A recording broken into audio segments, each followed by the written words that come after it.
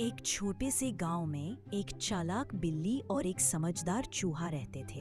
हर दिन बिल्ली चूहे को पकड़ने की कोशिश करती, लेकिन चूहा बहुत तेज था। एक दिन बिल्ली ने जाल बिछाया और उस पर दूध रख दिया।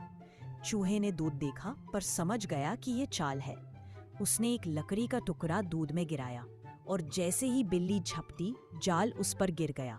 बिल्ली फंस गई और चूहा बोला, अकल बड़ी या बिल्ली? बिल्ली बोली, आज तो तेरी